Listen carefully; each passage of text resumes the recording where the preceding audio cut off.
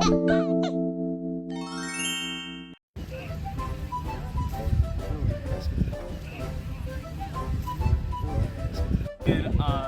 infantry support for the Royal Marines, or possibly a sailor trained in the art of musketry, if they needed artillery, for example, to replace or to reinforce the Royal Artillery during things like sieges or battles close to a waterfront. And finally, just in case we get tired of being on ship, we need to land on the shore for fresh provisions like food and water and so on and so forth. Many reasons why we'd be on land. Why we're here today, it's kind of a mix of both. All three, sorry. We're here, we got our muskets, we got our cannons, and we're getting food and water, I guess, because sure there's a bunch of restaurants around here. So you'll find me at one of those tonight. I want to go get dinner. Either way, what we have here, we'll talk about the cannons real quick. So, we have two cannons. We have Elsie here. This is the cannon the lawyer, so I'll talk about her a little bit more because I know the ins and outs of her. This one, I don't know who she is, or even if it's a she at all. Either way, this is Elsie. Once again, 3-pound field piece. No, that does not mean it weighs 3 pounds. God, I wish it would make hauling it so much easier if it was.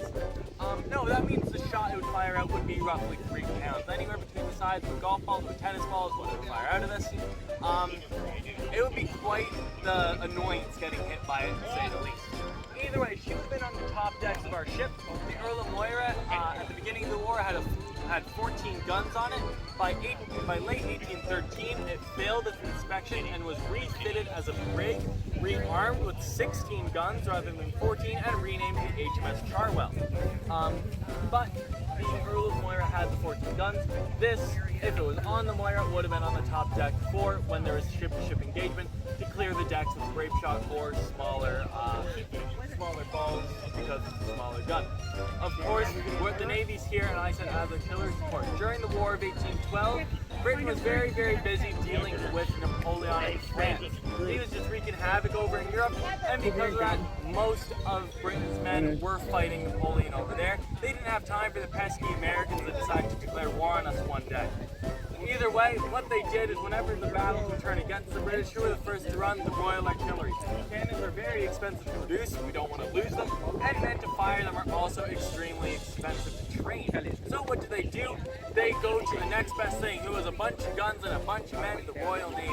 So they ask us to come down, take a few of our smaller pieces off the ships, and serve as the acting artillery for we do larger engagements. For example, the siege of Fort Erie and Fort Erie Niagara. Most of the artillery there were naval guns and sailors. There wasn't much Royal Artillery there at all. Once again, the siege of Fort Erie, who got inside the fort and were the ones who infiltrated it first? The Royal Navy and the Royal Marines. Though during the reenactment, they let the militia go in there because the militia think they're all special. Don't tell them I said that. Either way, so that's Elsie. We'll move on to something a little bit smaller. Of course, cannon came first. What came after? They're like, hey, I want a cannon, but I want it in my hand. So they invented the musket. So this is the smooth bore brown vest musket. I say smooth bore because it is smooth on the outside as it is on the inside. It has no rifling. This is just a really pretty piece of pipe. That's all this is. Either way, I have the long pattern. Peter here's the short pattern. You can see if we compare them. Mine's a little bit longer. That's okay though. I'm gonna keep things clean. We have children here. Otherwise I'd make a joke. Either way, this was the standard issue firelock, and I say firelock, not firearm, because lock. It's the standard issue firelock of British forces throughout the Napoleonic era in the long 18th century. Of course, a few things went through changes, but pretty much anyone had a firelock like this. Now, they all fire roughly the same way. I'm going to go through dry fire, and if people aren't against it, I might just fire it with powder. So I may as well. Okay, so, will be fine. Either way. So, first things first. I'm going to bring this to half cock, because it's a hammer. You guys ever seen a flint and steel? That's what this is. That's what this mechanism is. So, I'm going to bring this to half cock here. Bring it to half cock, then I'm going to go into my cartridge box and go for my cartridges. This is a cartridge. It's made of paper and it all goes in one. Now, if you were a civilian using, say, a hunting rifle or anything like that, in this time, you would not have something like this. You would have a powder horn, a thing of wadding and a bag of balls, and it's all in one and it takes a really long time. In the military, we don't have time for that. We just have one paper cartridge. So I'll go through a dry run first and then maybe make a bang in a minute. If my cartridge will go back in my box, there we go. So I'm gonna bite off the tip, I'm gonna spit it at the enemy, really aggressive, and I'm gonna pour it in my pan, and I'm gonna close it. I'm now gonna cast it about, put the rest of my cartridge down the barrel, and draw my ramrod. Everything is loaded through the front of this gun. Same with these cannons. Nothing's loaded in the back, everything's loaded through the front. I'm gonna ram it all down, make sure it's nice and tight, and return my ramrod. At this point, keep in mind I'm not making a bang just yet, but I will come back to the shoulder like this, and I'm waiting for my orders. I'll get my orders to make ready. I bring it up.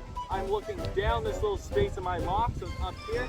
I pull it back, make ready, present like this, and bang, fire, and off I go. Pardon me? I'll fire in a second. Now, unlike the cannons, I don't have to clean this until I'm done. Because if I have to stand in line with a bunch of Americans or French or Spanish or Dutch or anyone shooting at me, I don't really want to clean this thing until I'm done. So I'm going to clean it when I get back to camp.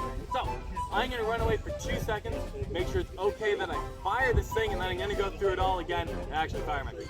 So 1 second. I get my cartridge. Like this. I rip off the top, spit it at the enemy. I prime my pan. If I can get my cartridge to come out. I close my hammer and I cast it about.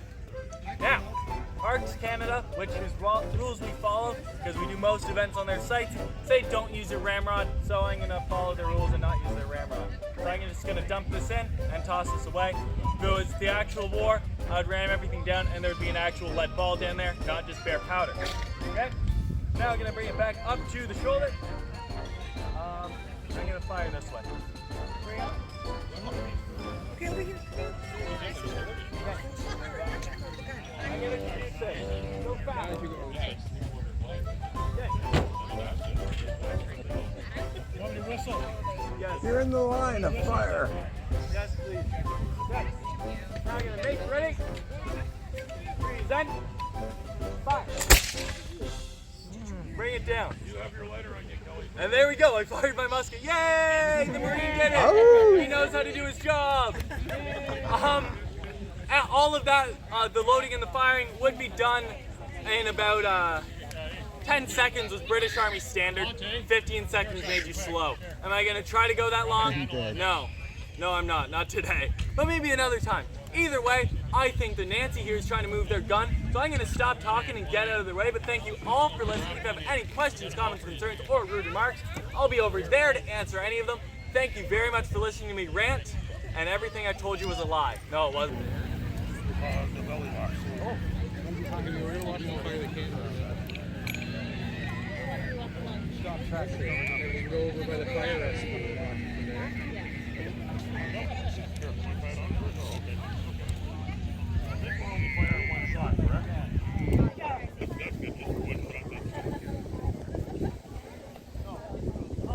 We need somebody, Matt.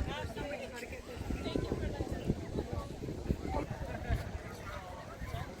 We're just going to fire a gun here to announce and salute the arrival of General Brock coming in from his ship. So we're just getting our crew ready to get the gun fired. You want us to clear the gun just real quickly? Okay, well, we're going to clear the gun while we're waiting for Matt. And we'll be ready to go.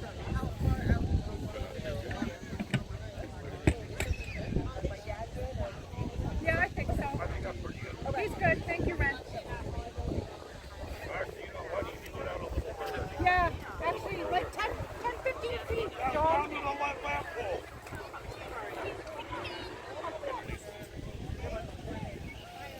Ten the bed. Sorry about that. Hug the piece.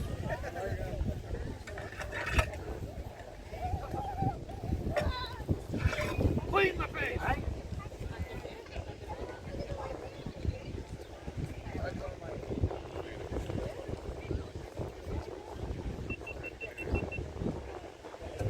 Hug the face.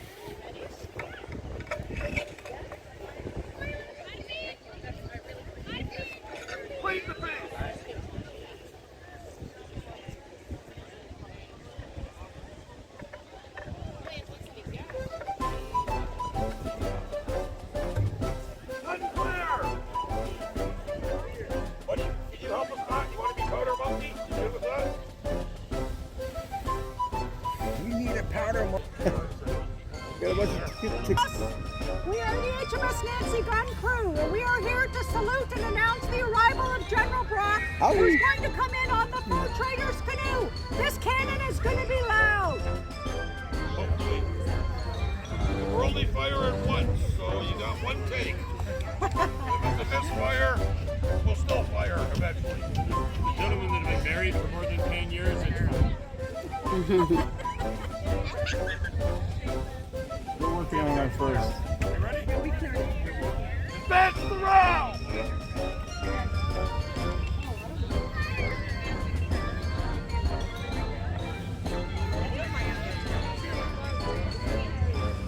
Low! Round!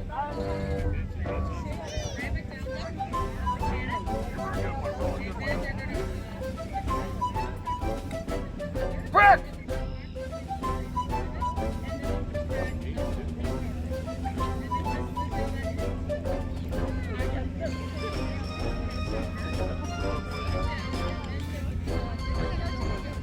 Right! Gun ready! Advance the Lindstock! Hey! Prepare to fire!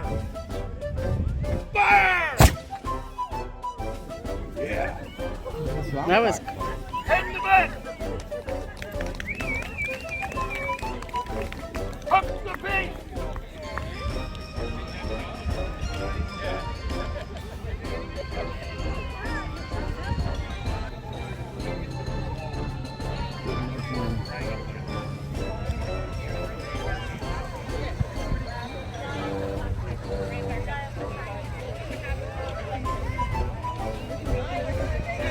Clean the beat!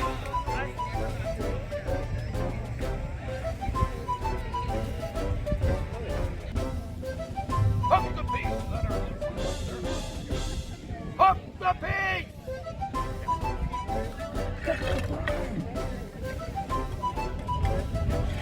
Clean the piece! I don't like breaking it like that. Gun safe!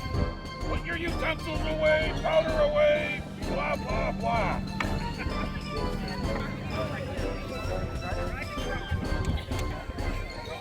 they were. I don't know.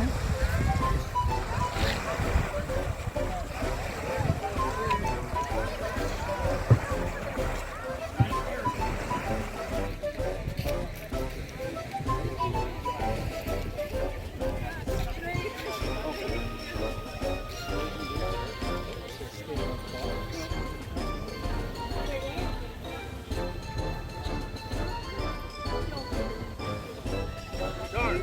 Should be around the general.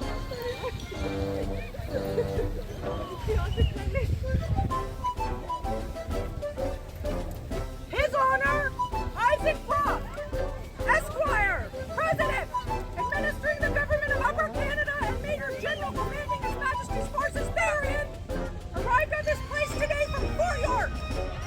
Major General Brock has come here to address the citizens of the district. I give you Major General Brock. Stand up! Citizens of Upper Canada, greetings and salutations on this most serious of occasions. We are in an awful and eventful contest. The British soldiers, militia, and native warriors amongst you are here to take Detroit away from the Americans. I know that many of you think this cannot be accomplished because the Americans do have superior power. But I assure you we can accomplish this. We have already taken Fort Michilimackinac without firing a shot. We're on our way now to Detroit.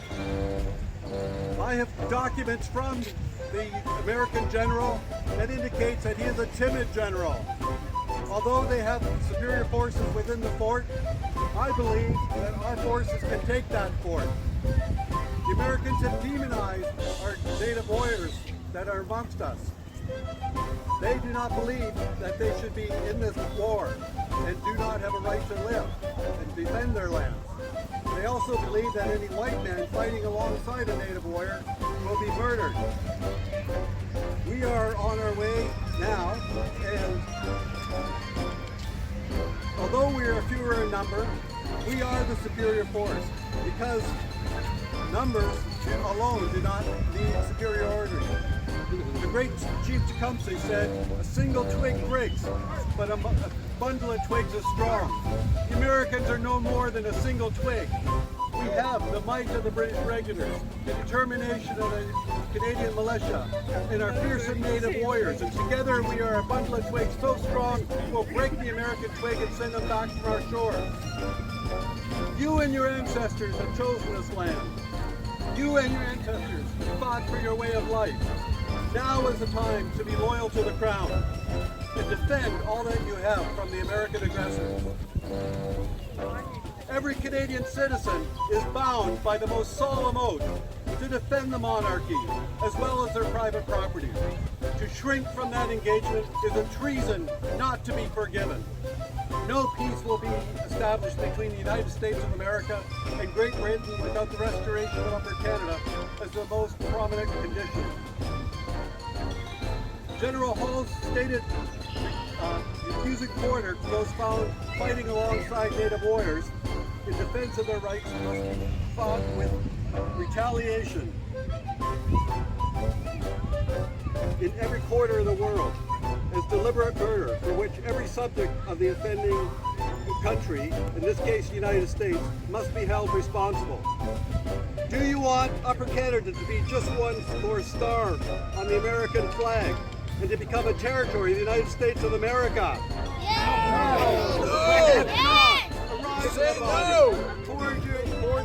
Cordially with the King's regular forces to repel the invader, and do not give cause to give your children, when they're groaning under the oppression of a foreign master, to reproach you with having too easily parted with the richest inheritance on earth, the participation in the name, the character, and the freedom of Britain. By uniting and with vigor of an operation, we may teach the enemy this lesson, that a country defended by free men, enthusiastically devoted to the cause of the King and Constitution, can never be conquered. I now require your zealous cooperation in defense of the province to repulse the enemy. God save the King! God save the King! Three cheers to the General! Hip hip! Huzzah! Hip hip! Hooray! Hip hip! Hooray! Off to Detroit! Arrest that man! Number 10! Number 10, red shirt. Assist in the arrest. Number 10, red shirt. Which country are you loyal to? Which country are you loyal to? Why were you disrespecting my general? And we're supporting the United States. We're in a time of war. Is that clear? Your punishment is 3 years service, Royal Navy. We'll meet you on the deck, 6 a.m. sharp tomorrow morning. Is that clear? If not, I will have the rest of my Marines arrest you and take you on ship by force.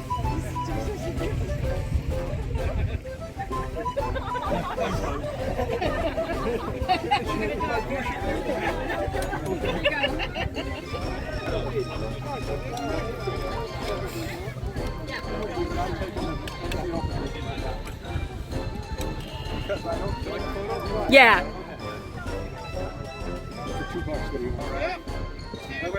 Look at here, Wesley.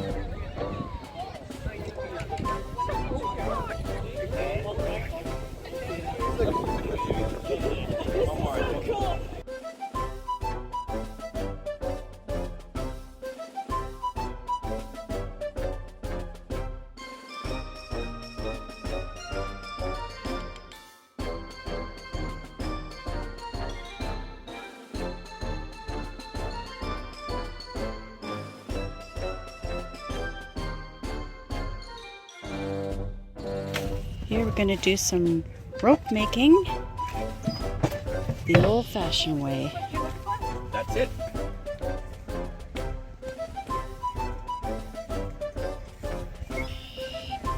You probably want to get down in line with this, but don't worry about it. There's a way to do it, whether you do which one first, but go back a little bit. It's not just a piece of it.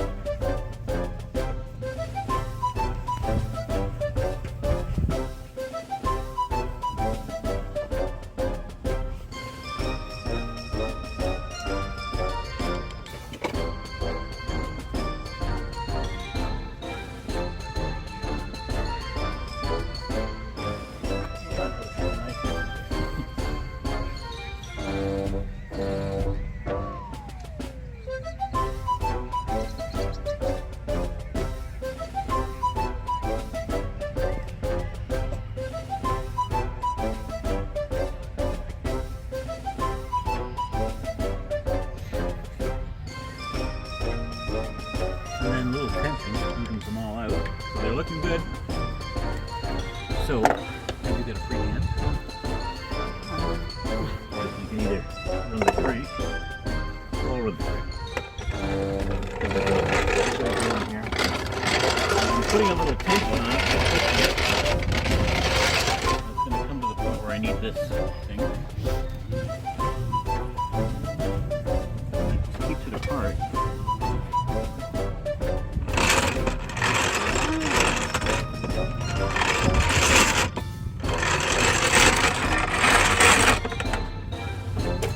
Come together too. Building tension.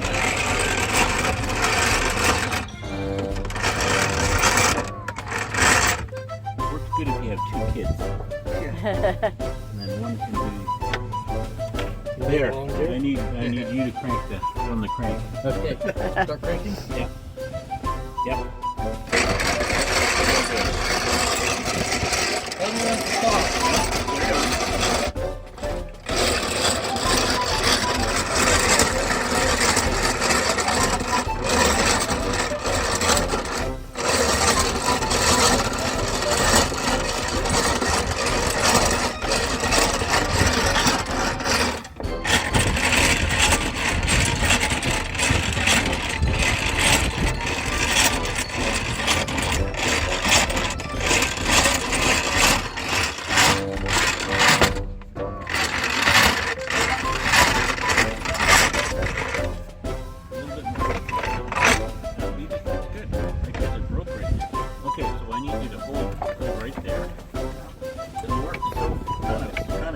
I just had one earlier and I pulled it apart. So not perfect.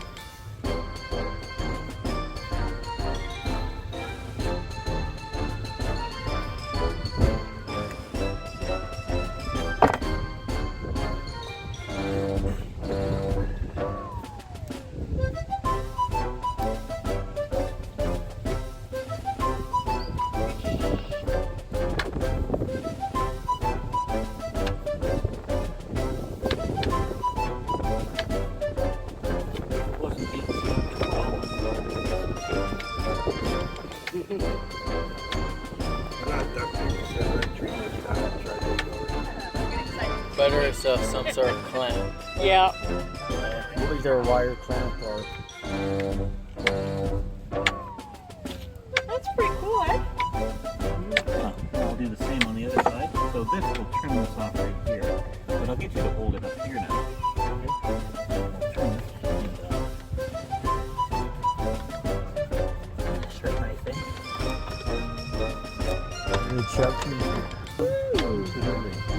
I don't Exciting. I don't know what you want Yeah. to do with it. I don't want to hear about it.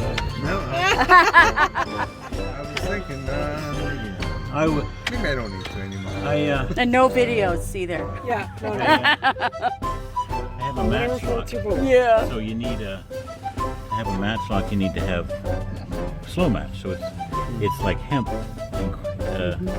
with dried with saltpeter in it, potassium nitrate, and so it burns. It burns. So I was trying to find a good source of this match, slow match, that I could use on this match lock. Yeah. And I'm on the internet looking for it, and I find this one site, and it's really interesting. It's got hemp rope, because I'm searching for hemp rope. And it's for S&M purposes? Well, they had silk ropes, they had all kinds of ropes, like very highly priced, and not really long length, but it's like, what the heck am I into here? Yeah.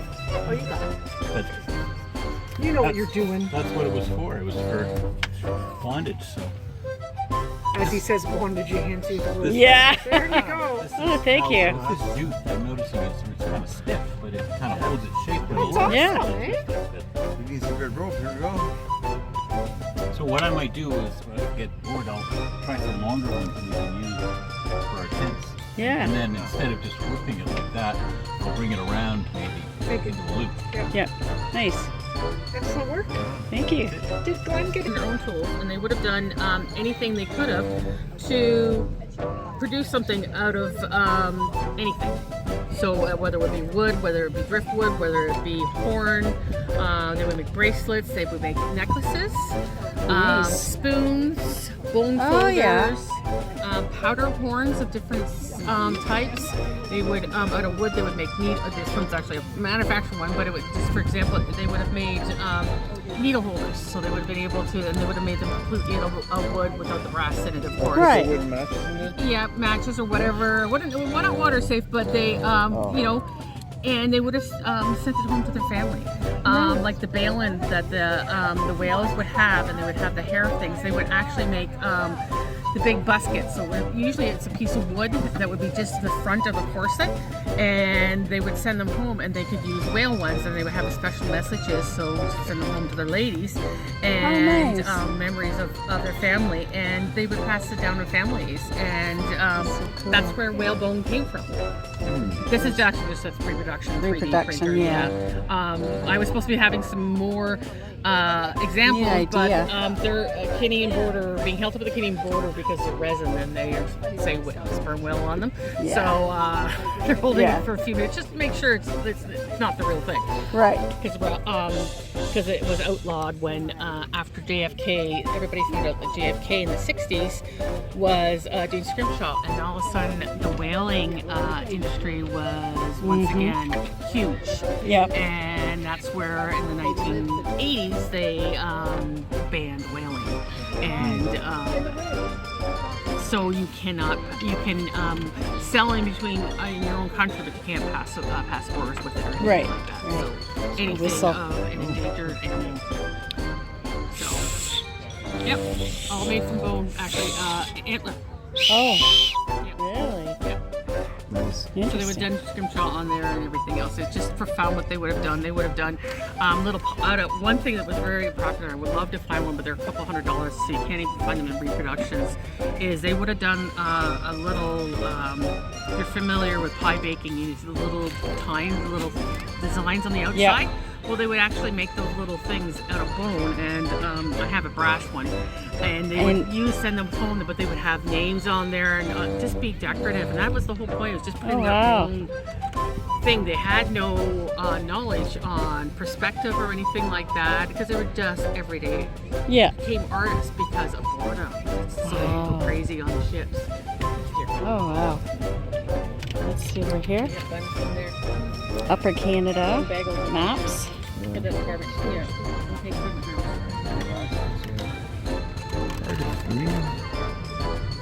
Hard to see. Careful on burn. Careful. Yeah. They owned by France, this map. We only have copies of them. France has the current one, as you can see. There's Labrador, and there's Hudson Bay, whereas Labrador usually. At this time in the 17th century, they still didn't have a full understanding of perspective in regards to latitude and longitude. They had it already figured out as how they were just trying to plan to divide it up.